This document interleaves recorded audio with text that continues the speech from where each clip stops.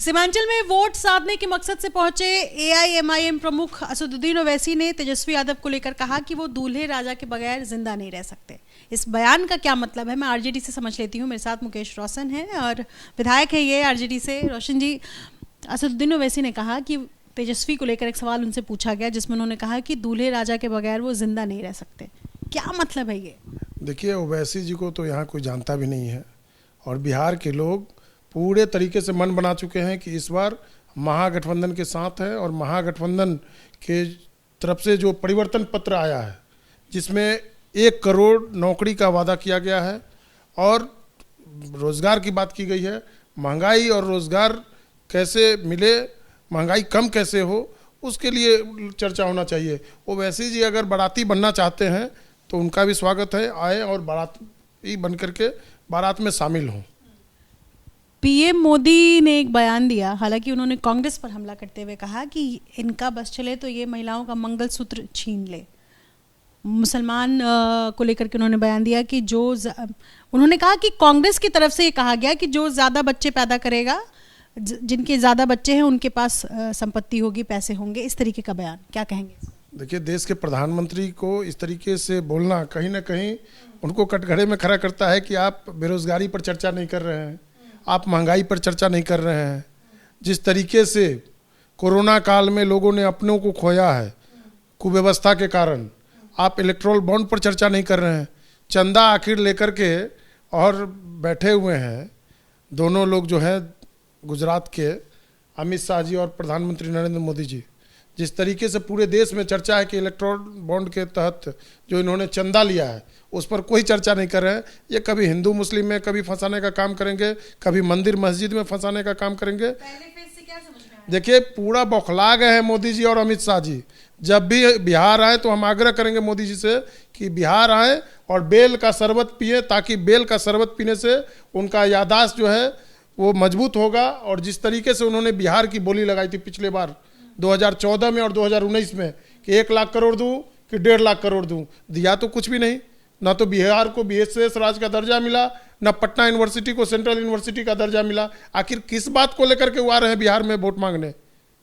उन लोग का तो यह हाल है कि मुंह देखने लायक नहीं रहेगा। बिहार का लोग उनको भगाने का काम करेंगे बिहार से। और पूरा देश मन बना चुका है कि इस बार भाजपा भगाओ, देश बचाओ। क्या कह रहे हैं कि 2019 वाली जो तस्वीर थी वो नहीं होगी इस बार बिहार? बिल्कुल, इस बार चौंकाने वाला रिजल्ट होगा और 40 में 40 सीट महागठबंधन के झोली में होगा। क्योंकि सब लोगों ने देखा है इनका जुमलेबाजी। 2014 में जिस तरीके से बिहार को बोली लगाया गया, क्या क्या नहीं बोला गया था। डीएनए पर सवाल उठाया गया था माननीय मुख्यमंत्री जी का। अब बताइए, प्रधानमंत्री जी आते हैं और कुछ दिन पहले जो बिहार विधानसभा में जो माननीय मुख्यमंत्री जी का वक्तव्य था, कितनी गंदी बातें थी, उसको लेकर प्रधानमंत्री जी कई राज्यों में जाकर के माननीय मुख्यमंत्री जी का शिकायत कर चुके हैं। लेकिन उसके बाद आज दोनों लोग एक हो गए। आज उनको कोई कमी नहीं दिख रहा होगा माननीय मुख्यमंत्री जी में। तो बिहार में विकास क्या हुआ उस पर चर्चा होना चाहिए। ये लोग परिवार पर आ गए हैं। कभी देखिए तो ये लोग कभी मछली पर आ जाते हैं, कभी नारंगी पर आ जाते हैं, कभी सत्तू पर आ जाते हैं। आपके पास मुद्दे क्या है? आरजेडी तो बार बार यही कह रही है लोगों के बीच जाकर कि 17 महीने हमने काम किया, 17 महीने हमने काम किया। 17 महीने के आधार पर जनता वोट करेगी? बिल्कुल करेगी। जो 17 साल में नहीं हुआ वो 17 महीना में हमारे नेता आदरणीय तेजस्वी यादव जी ने करके दिखाया है। 5 लाख लोगों को नौकरी और रोजगार देने का काम किया है। जिस तरीके से युवाओं के दिल में तेजस्वी यादव जी बसते हैं, शिक्षित बेरोजगार युवाओं को काफ़ी आशा और भरोसा है तेजस्वी यादव जी से।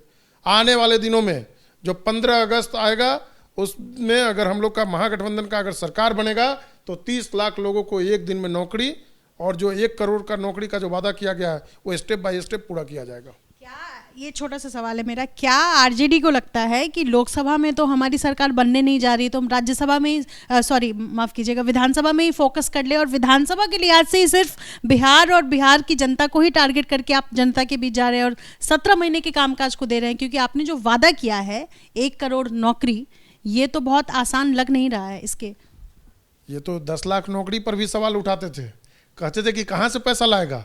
लेकिन तेजस्वी यादव जी ने करके दिखाया, जमीन पर करके दिखाया विकास। युवाओं को रोजगार देने का काम किया, नौकरी देने का काम किए। एक एक विभाग में 2-2 लाख नौकरी मिला। शिक्षा विभाग का उठा लीजिए, अन्य कई विभाग हैं, उसमें देखिए कि कितने लोगों को नौकरी मिला। आज बताए आखिर प्रधानमंत्री जी कि 10 साल में कितने युवाओं को नौकरी दिए, आखिर नौकरी दिए तो उसका डाटा जारी करें कि कितने लाख लोगों को रोजगार दिए 10 साल में। 15 लाख रुपया नहीं मिला, 2 करोड़ लोगों को हर साल रोजगार देने का बात कहे थे, नौकरी देने का बात कहे थे, उल्टे नौकरी छीना जा रहा है। और 22 साल का युवा वो रिटायर हो जा रहा है और 75 साल के जो बुजुर्ग लोग हैं वो 5 साल और मांग रहे हैं। तो आप लोग भी तो कभी इन सब मुद्दों की बात कम करके आप कभी मछली की बात करते हैं, कभी सत्तू की बात करते हैं, कभी आप बेल की बात कर रहे हैं, इससे क्या होगा? देखिए, ये तो आईक्यू टेस्ट हमारे नेता कर रहे थे उन लोगों का कि आखिर उन लोगों का क्या हाल है। वो मछली पर चर्चा कर रहे हैं, परिवारवाद पर चर्चा कर रहे हैं, लेकिन बिहार के विकास और देश के विकास पर चर्चा क्यों नहीं कर रहे? वही गेहूं और चावल से 80 करोड़ लोगों के घर में जो गेहूं और चावल, ये क्या पहले नहीं मिलता था क्या?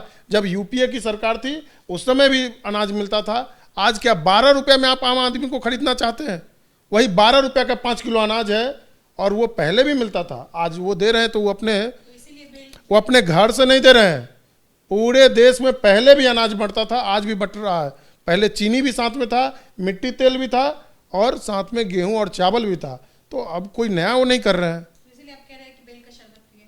अच्छा, एक उनका यादाश्त जो है वो कमज़ोर हो गया मोदी जी का। बेल का शरबत पियेंगे तो यादाश्त उनका सही रहेगा। जिस तरीके से बिहार की बोली लगाई गई और बिहार को सेंट्रल यूनिवर्सिटी के लिए माननीय मुख्यमंत्री जी ने गिरगिराया था, आज तक यूनिवर्सिटी का, सेंट्रल यूनिवर्सिटी का दर्जा नहीं दिया गया पटना यूनिवर्सिटी को।